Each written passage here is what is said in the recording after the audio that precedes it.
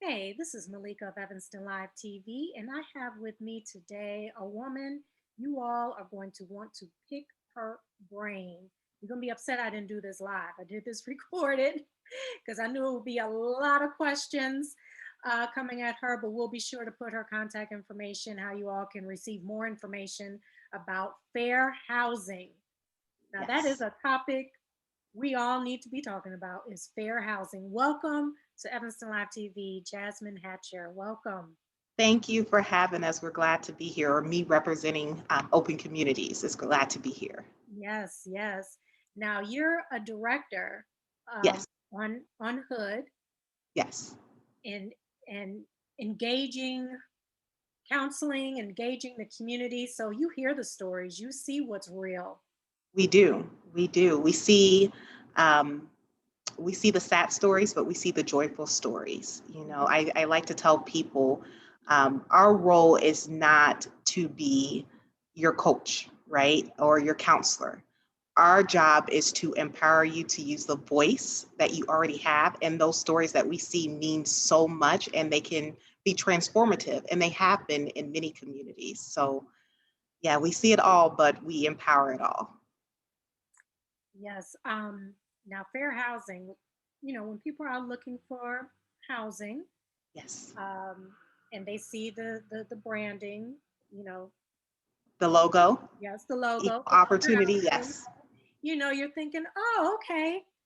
But we know sometimes it doesn't always work in some people's favor. Right. Yes. Yes. But that's always comforting when I do see that logo on there. I think the importance of the logo um, is that it's a reminder. Mm-hmm. It's not that the institution or the home that you are at is going to uphold fair housing, but it's a reminder that you have a right to fair housing. And Mm-hmm. so I like to see it too. And it's a good reminder when you're talking with a management company or a landlord or even a tenant who is discriminatory. Hey, I'm a human being with a right and I'm not afraid to use it. And that's what we're doing in Fair Housing Month is informing everyone of their right to fair housing. Now this is Fair Housing Month, April, Yes, yes, it is. which I did not know that. Okay. Until you all reached out. I was like, I didn't even know such a month existed. This is Oh, awesome. yes. Oh, yes. This is one of my favorite months, and it's our agency's busiest month. We look forward to Fair Housing Month because it tells our story. Mm. Starting in the 1960s with MLK speaking on the Village Greens and what became interfaith housing and later open communities, it is the reason for our work. So this is kind of like our birth month in many ways. Yes. Now you all have a big event coming up April 29th. We do. Mm-hmm. We Open do. community panel discussion, and you have a few Evanstonians on there. You have Alderman Robin Rue Simmons, uh, Dino Robinson, Reverend Dr. Nabors. I mean, it looks like you have a great lineup there. Yes, we do. I'm really excited. It's our Fair Housing and Reparations conversation. And I think it's a great way for our agency to kind of round out this month, although our work is never done. It is a great way to start the conversation on where do we go from here. We've done a lot of workshops. We've held racial equity talks with homeowners and tenants. We've had partnerships with HAC. And the community in Evanston is so strong, especially the Black community. And their voice needs to be heard in all aspects of housing. And so having an opportunity to have panelists and the community to ask questions of those panelists about what is the state of my community um, now that we're out of this month and what more can and is being done, I think is just, it's fantastic. We're looking forward to it. It's going to be phenomenal. Okay. I'm so glad to talk to you today. I mean, you have no idea. I've been looking forward to this conversation I'm ready. Ask all the questions. because I mean, Evanston is a beautiful Oh, community, yes, it absolutely is. beautiful. But you do have pockets of landlords who don't do right. Mm-hmm. They don't do right just by human beings. They don't do right. Um, Correct. so I had a young woman, young Black woman in the Fifth Ward.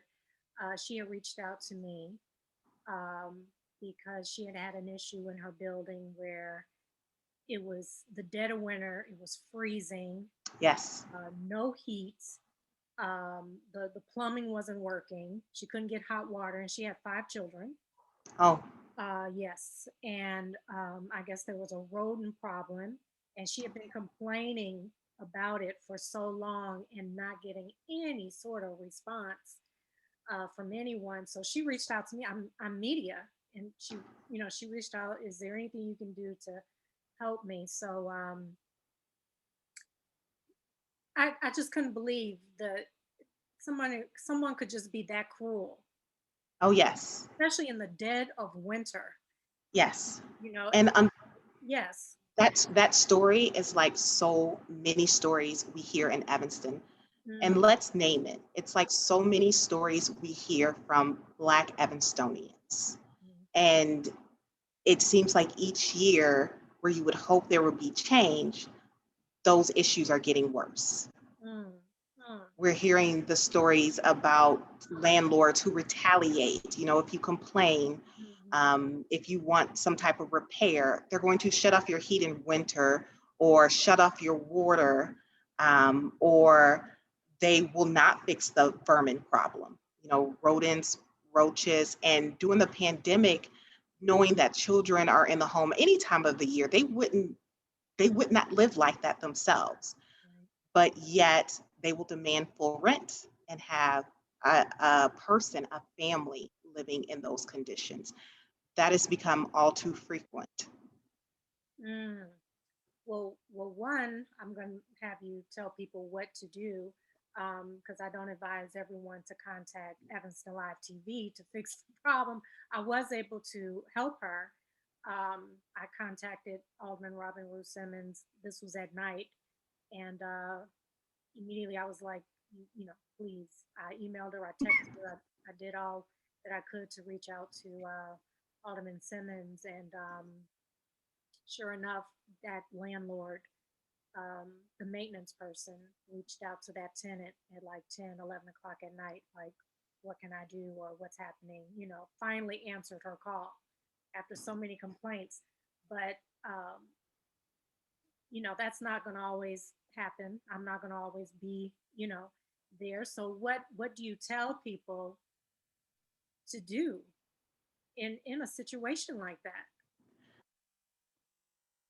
That's a great question, and I'm really grateful for Robin Rue Simmons. She has just been a fantastic alderperson, and she really did do a lot for the community in cases where there have been those landlord-tenant disputes. What I would tell any person whose landlord is not following fair housing laws or following the local ordinances or state ordinances. First, record. You need a record of what's going on. Whether it be photos or videos, you need that record. After doing a fair amount of recording, report. Call the city of Evanston. Call open communities. I am unfortunately up way too late. And so, more than likely, if you reach out, you're going to hear from me, especially when it comes to issues like heat or temperatures being off in the unit, because there are building ordinances in place. And from there, we're going to fight. And I tell everyone, be ready for the fight. And it's your right to have great living conditions. So the next step is we're going to approach the landlord and demand the repairs. If it's a fair housing violation, they're going to go to our fair housing department, and the director there is Chris. And it depends on how severe the issue is. If it's really severe, we may have to litigate to Mm, get some type of resolve. And we're going to support you in more than just having the discussion with the landlord. We're going to provide those wraparound services for you, because immediately in that situation, I'm thinking if there's a family without heat, I need to get them heat. And if it can't be repaired that night, where are they going to go? Because they can't stay in those conditions. If they're rodents, absolutely not. We are looking for those quick turnarounds to get that resolved. And to potentially, you have the right in some of those cases for a landlord to pay for your hotel.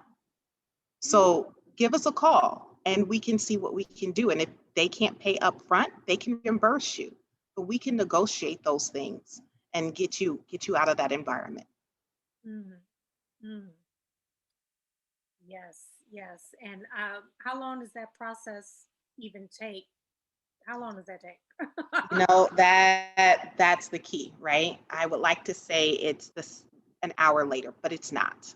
Mm, Many landlords who, when they speak to us, have been amicable, and we get the situation resolved within a week or two. And that's with the tenant immediately moving. There are other landlords who are much harder. And so in those cases, we've seen if a landlord is unwilling to do the right thing and repair their unit, it may have to go into litigation, and litigation can take well over 6 months, if not a year at times. mm. What is in a person's soul that they want people, human beings, to live in such horrible conditions? Like, what is going on in their soul? Is it financial for them, or is it they are just soulless? It's one of the You, two. I've been asking that question myself. With my time in open communities, I've seen horrendous cases. I've seen mold so toxic that it caused long-term health effects in residents. I have seen rodents and bed bugs so bad. I think the building should be almost, torn down because I'm like, there's just no way you're ever going to rid the building of that infestation. And I wonder when a landlord or anyone hears that, how you could turn away. How could you not care? And I think one is financial. And we hear the cases in the pandemic right now. Well, the rest of the tenants are not paying rent. So I don't have the money to pour back into the unit to do the basic repairs. And for some smaller landlords, that is the case. It's not the case for everyone. But I also think it's a true lack of enforcement and a lack of education. It's education on both parties' side. We need to be informing tenants of their rights and informing landlords of their responsibilities as well as their rights. And I think when you start to attack the knowledge piece, we can then reinforce some of the additional protections and outcomes if those rights are violated. And the Evanston ordinance also has, a private right of action, and there could be financial penalties. So education is the key. And in Cook County, as of June, we will have the Cook County residential landlord tenant ordinance. So these types of violations are not going to be something that can persist. Mm, mm. And just putting myself in the shoes of a property owner, um, landlord. Yes, My mind, the word. For the landlords who are having financial difficulty, especially during COVID. yes. Um, so what would be how would you hand how do what do you say to them, because they clearly care, but they Right. just don't have the money to get the pipes fixed, to get the heat working, to get rid of the bed bugs. Like, what do you say to them? Right. That's a great conversation, or a great question. And it's a conversation we've been having with some of our landlords. And part of being a landlord and having an asset is being able to protect your asset. So we would first start there. These repairs are non-negotiable. You have to get them done. There have been several rental assistance programs that have launched in Illinois. Cook County just ended their rental assistance program that I do believe that date was April 9th was the last day to apply. The state of Illinois is opening up their program. It's $25,000. So you could potentially get $25,000 per tenant who's behind on their rent. Now, with whatever equity you do have, we can help you if you're facing foreclosure. But whatever money that you're saving from the work of a forbearance, that money needs to be put back into your building to secure it. Mhm. Yes, to secure it. And that is something that we can help landlords get on a good timeline, find reputable companies, as well as grants. Many landlords, these rentals qualify for the different CARES Act grants that are out there. So we would be willing and able to help them search. Mm, mm. That's good to know because you do have to look at it from their point of view. Also, Yes, the ones who really want to help, but they just can't. And right. then, some people they just can't come out and say, I don't have the money to do this. So then they just act like jerks. I definitely understand. And that unfortunately, there's frustration on both ends. And one thing that we constantly remind landlords is that when they purchase the property, they agree to follow the Fair Housing Act. They agree to follow these ordinances that are in place for health and safety reasons. So a tenant paying, unfortunately, is really no excuse for doing the best that you can, um, and ensuring that their rights are protected. I tell people an eviction in Illinois takes about 60 days, and evictions are still occurring, even though we have a moratorium. Now, they're occurring for different reasons, but you have them. What's not happening is the sheriff physically removing people from the home, right? That they won't do that until these moratoriums are lifted. But a foreclosure in Illinois takes 16 to 18 months to go through a process. So can you imagine that? You will have over a year and a half to save your home, and that tenant may have a month. And that's just the date from when it's on the calendar. That court proceeding is under 5 minutes. So Mm, there are no safeties in place. There are not enough safeties in place to protect tenants. So we ask landlords when they start out this process, are they ready to carry that? Because it's a lot of responsibility. And I do think, and I know there are some great landlords out there who have been put in unfortunate situations. Not every tenant is great, but you're carrying a heavy burden. mm, And but what you do for the community is amazing to keep people housed.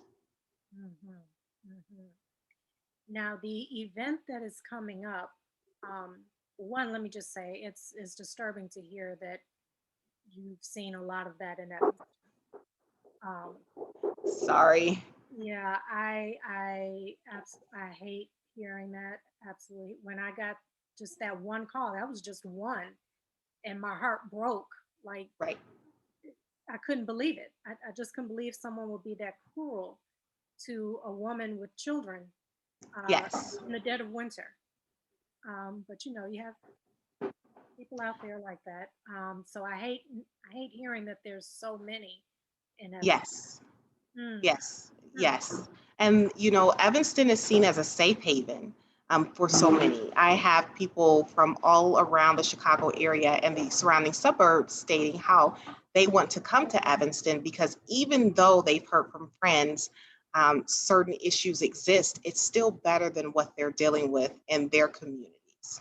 mm, And so unfortunately, when you have a predatory landlord, or a landlord who's not obeying the ordinances and fair housing, you when you have so many people needing homes, you just constantly feed them, and we have to start and through education, stopping that pipeline.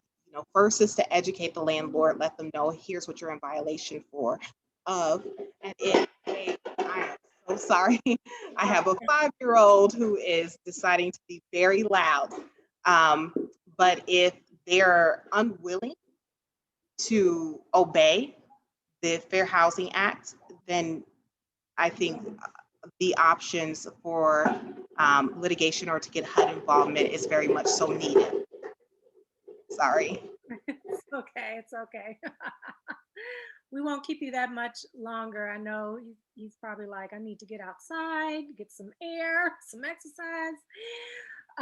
So the event coming up April 29th is it's going to be a focus on the Evanston reparations Yes, and and fair housing. fair housing. And many people know that the Evanston reparations, um, the focus is on housing programs. Um, and there's been controversy Yes. around that here in Evanston.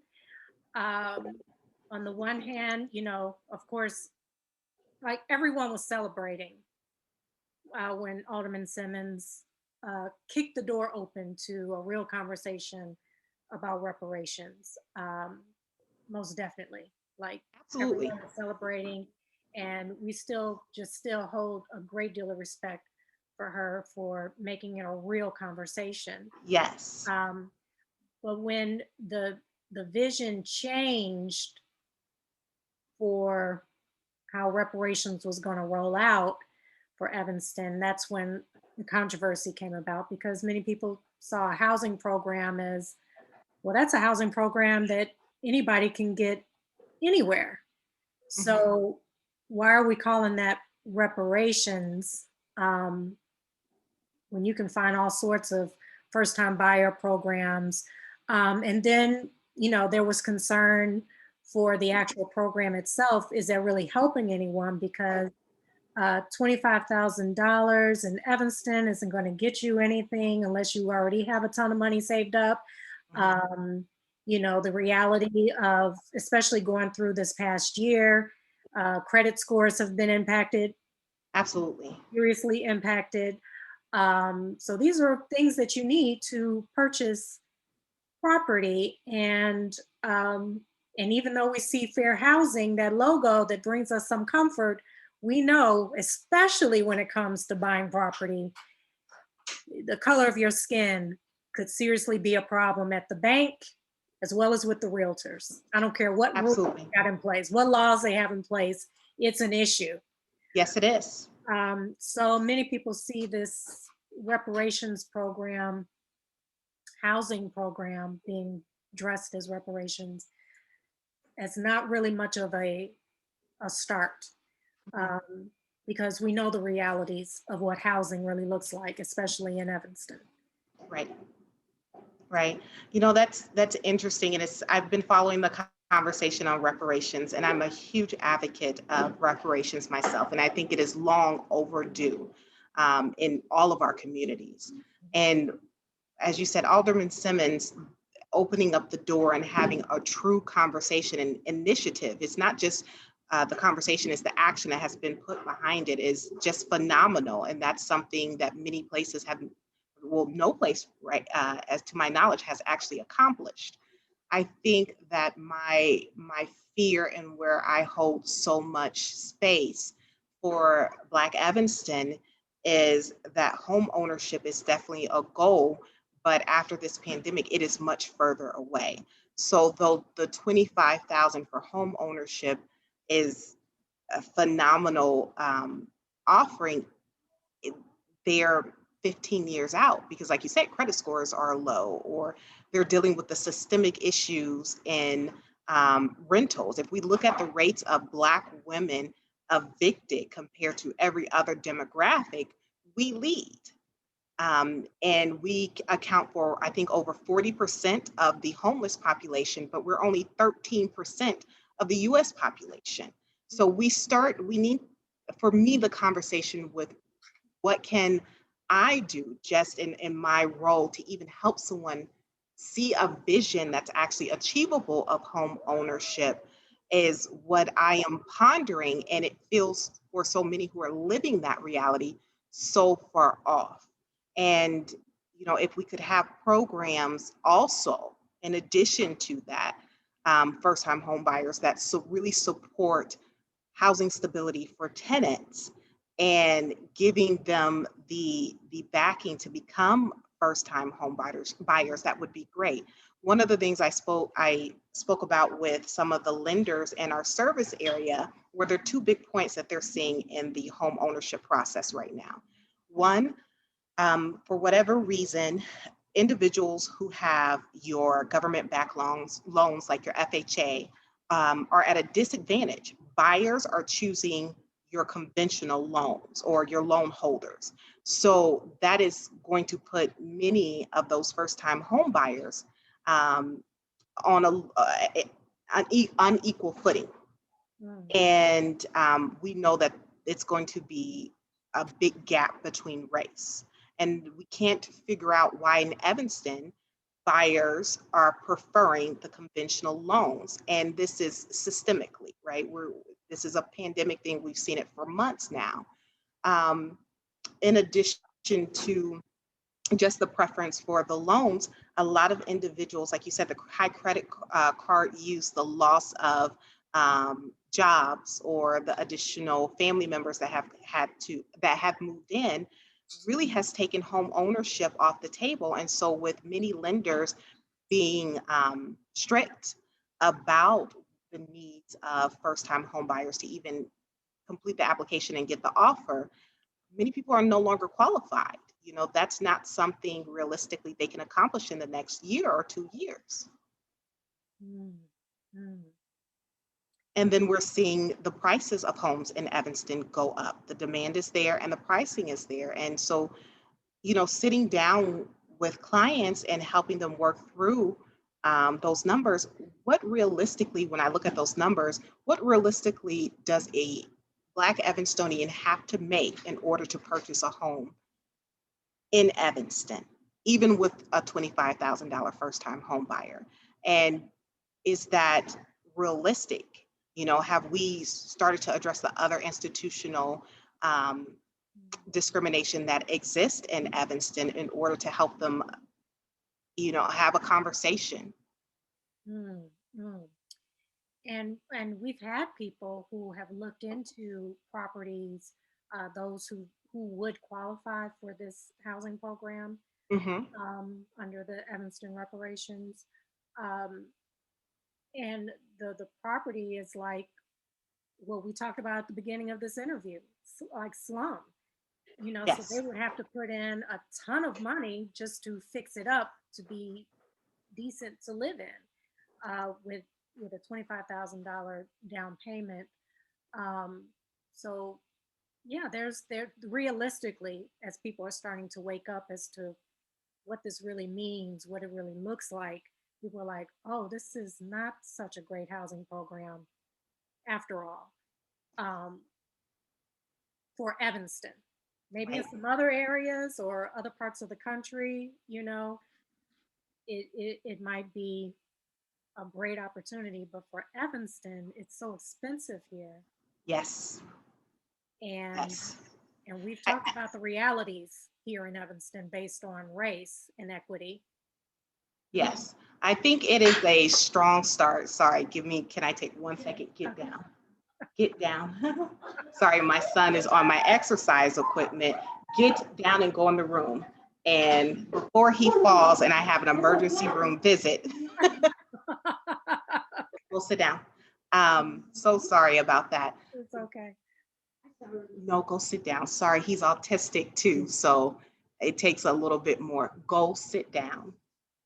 The joys of being a single mom. When our clients are on the phone and they're telling me their story, okay, when they're telling me their stories and I hear the noise in the background and they're like, I'm so sorry, I don't have any space to have this conversation.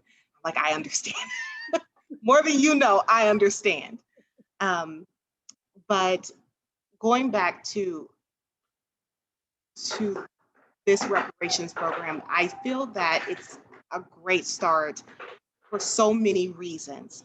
I just I hurt for the people who are looking at this program and they're saying, I would love to take advantage of this program, but this is not my reality.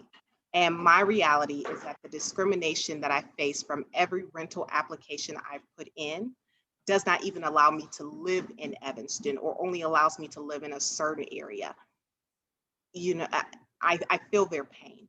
Or, I have a degree, but I have to work 2 jobs in Evanston just to make rent. How in the world will I afford a mortgage at this point?